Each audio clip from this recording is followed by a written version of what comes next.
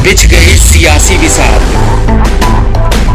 खेला जा रहा है सियासी खेल, जारी है वार पलटवार। शह और मात के खेल में बनाई जा रही है रणनीति। कौन पड़ेगा किस पर भारी, ये कभी भी सिर्फ हस्तक्षेप.com पर अमलेंदु उपाध्याय के साथ। राजस्थान में गजब की राजनीतिक रगड़ाई चल रही है। आक्रामकता अब अशोक गहलोत का नया हथियार है। राजस्थान की राजनीति में सबसे अधिक प्रचलित शब्द इन दिनों रगड़ाई बनता जा रहा है।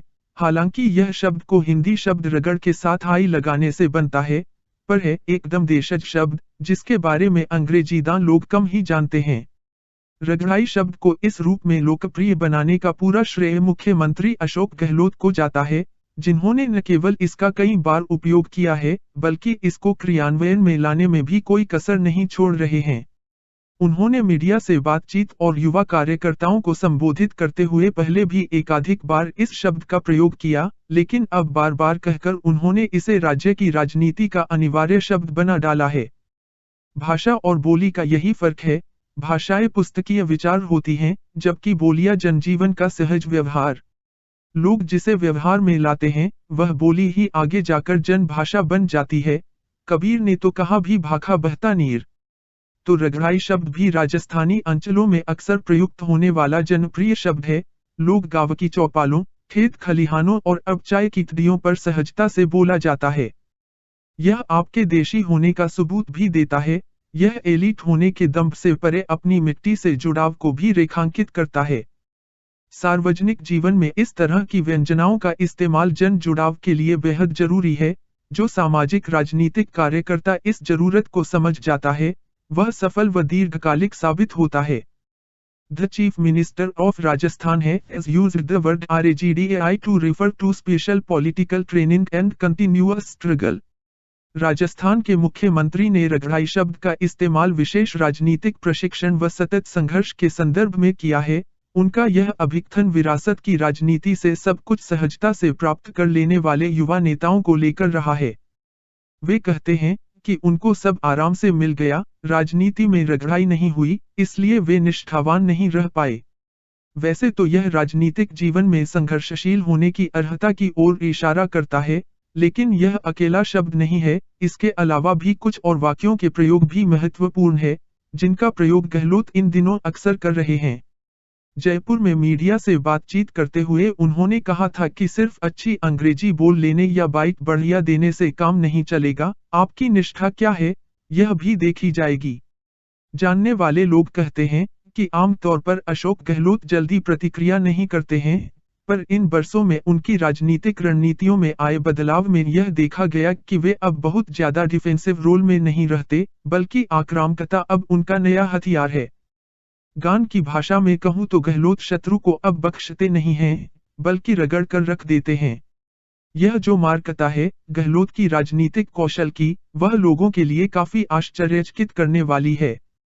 राजस्थान में इन दिनों चल रहे सियासी घमासान में जिस तरह से अशोक गहलोत अपने प्रतिद्वंदियों की रगड़ाई पर तुले हुए हैं, वो काबिले गौर है।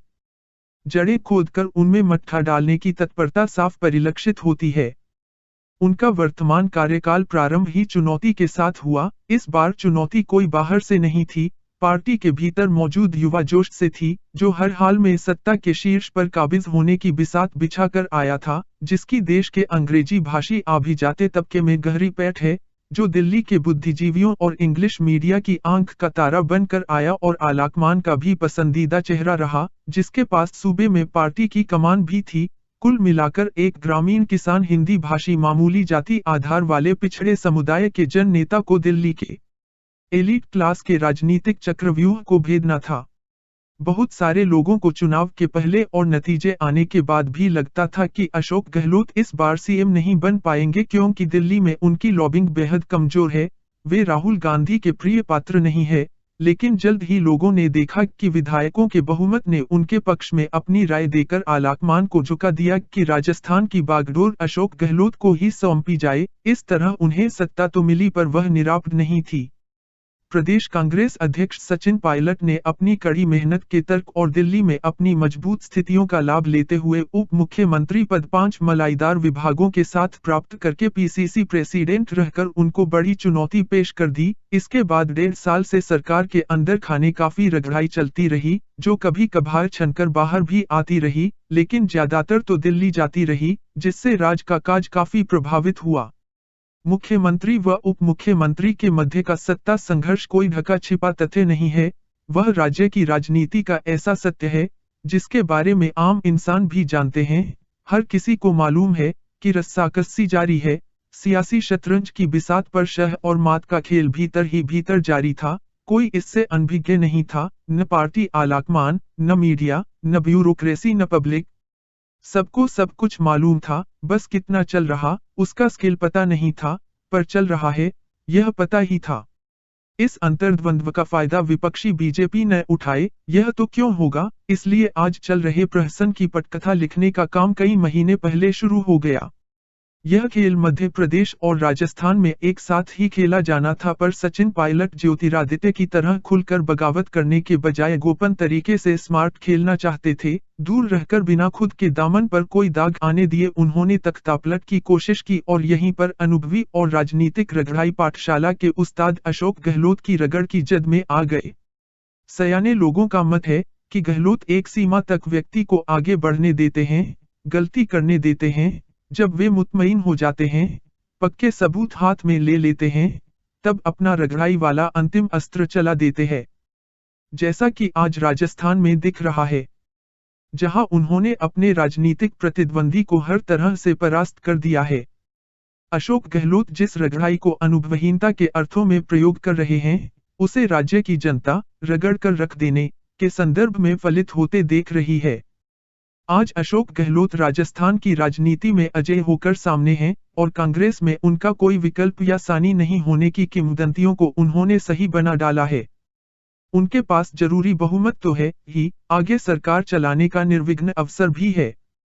अभी तो वे प्रचंड विजय अभियान पर हैं, अपने राजनीतिक रिपुओं को रौंदते हुए आगे बढ़ रहे हैं। जो कल तक शहसवार थे वे अब पैदल और पस्त नजर आ रहे हैं। खरीद फरोख्त की बात उन्होंने जनता को जचा दी है, जांच एजेंसियों को देने लायक सबूत उनके तरकश में है ही। प्रदेश कांग्रेस अध्यक्ष के पद पर अपने विश्वसनीय व्यक्ति को आरूढ़ कर चुके हैं, बागियों को नोटिस देकर कानूनी उलझनों में उलझा चुके हैं। स्पेशल ऑपरेशन ग्रुप और एंटी करप्शन ब्यूरो अपने काम पर लग चुके हैं, जिनकी जद में संजय जैन जैसे मध्यस्थ से लेकर भंवर लाल शर्मा जैसे वरिष्ठ विधायक और केंद्रीय मंत्री गजेंद्र सिंह तक आ चुके हैं। फिलहाल तो ऐसा लग रहा है कि राजनीतिक रगड़ाई के अभाव में कच्चा खेल गए लोग अशोक गहलोत की रणनीतिक रगड़ाई के शिकार होकर चारों खाने चित्त पड़े हैं। हर तरफ से यही आवाज है कि गजब की रगड़ाई करते हैं गहलोत। भंवर मेघवंशी, लेखक शून्यकाल.com के संपादक है।